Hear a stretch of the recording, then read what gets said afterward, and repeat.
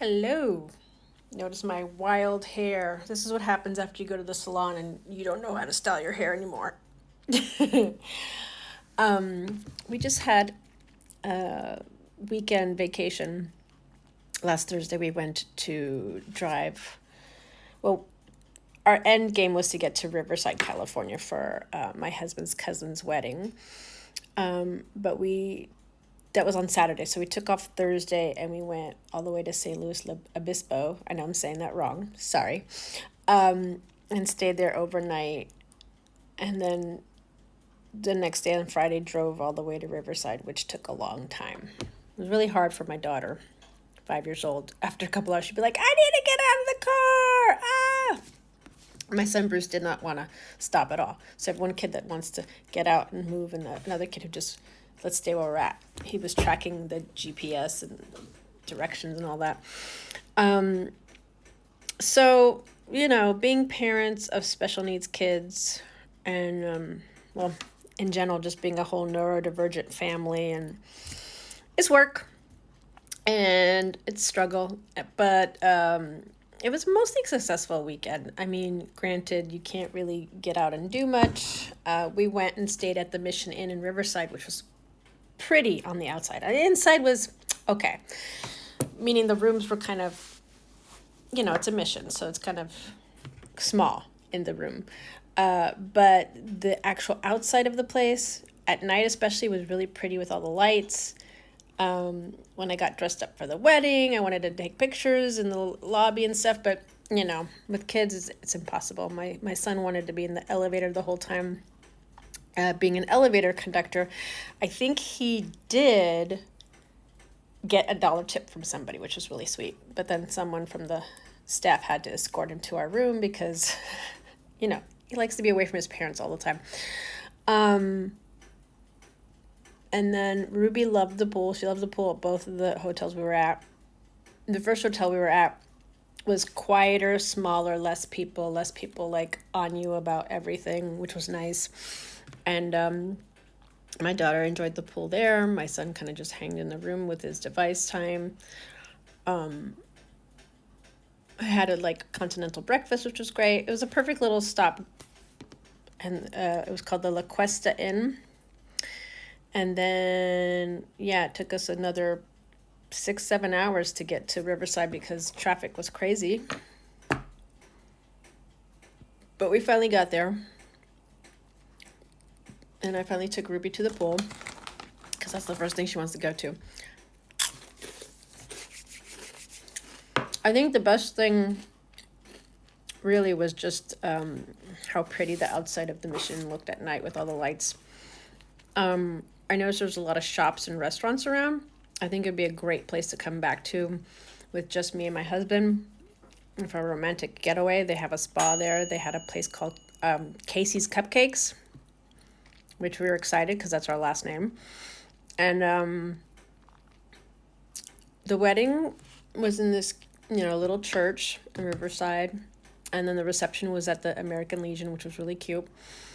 It was a good time. I mean, my son doesn't really like to interact or dance too much. He was always on the phone. He did kind of come in between the cousins, and we were all like, hey.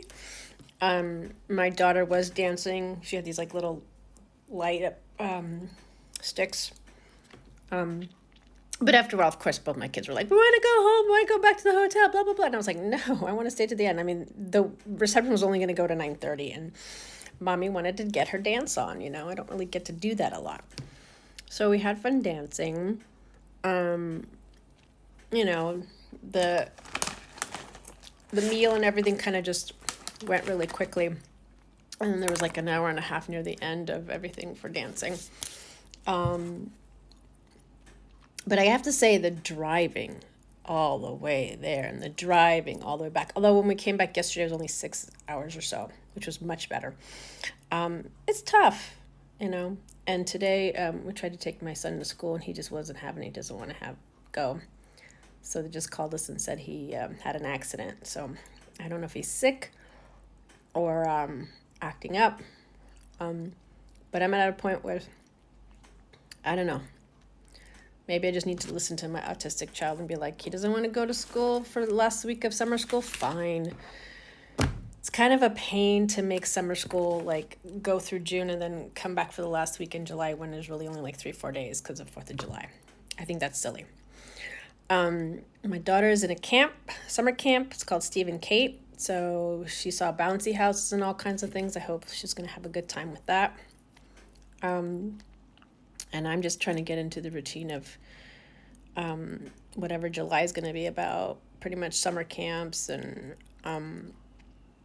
I'll hopefully get to have more time to myself because hopefully they'll stay a longer day because this summer school to only 12:30 was killing me. So yeah, I hope they enjoy their summer camp. And then we're going to go to Tahoe near the end of July, which would be fun. Another trip, thank goodness. Just trying to enjoy my summer before I go back to work. Trying to be in a positive mood. I got my period 2-3 days after projected date. It's been kind of like that lately. Usually I'm a 25-day cycle, and this time it was 28. So it's kind of fun. I seem to be having my menses when I'm on a trip, which is always so much fun to deal with that and extra packing for that. Anyway, so I'm starting to feel better, like 4 or 5 days in. So my energy's better. I mean, I still have like slight aches and pains and stuff, but I can do stuff, and it's still hard to get out of bed, but I still try to push myself. So, every day's different. Still trying to figure out the whole PMDD, mast cell, histamine connection, and trying to figure out if I have any connection to POTS or EDS. We tried to do the test for the hypermobility, and I was a 4 and needed to be a 5, but I feel like that's so close, so I'm probably on the spectrum. And then I don't know if I have this POTS thing, but these conditions make me feel like we're on the right track.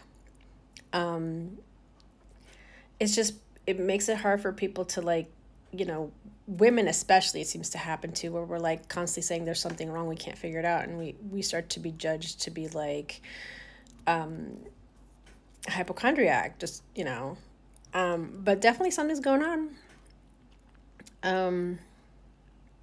I mean, I love it when you get the anxiety and it just lives right here. What's that about? Why does it have to live right there?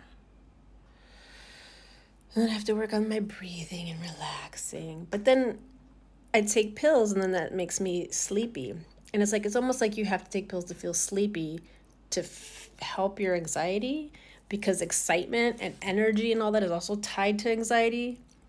Anyway, I guess I'm one of those original hunter-gatherers or something, because I'm always feeling like an instinct for fight or flight. Don't know what that's about. Otherwise, things are pretty good. I still have to unpack stuff from the trip and put it away, clean the house, and I'm hoping with the kids being at the summer camp longer that I'll be able to do that. I would love to just have a breather to like actually do some projects at home, or actually get more exercise in for myself. And still on the road to figuring out what's up with me and if it's perimenopause, and the Dutch test is in. They're just going to tell me within a week or so what the results are.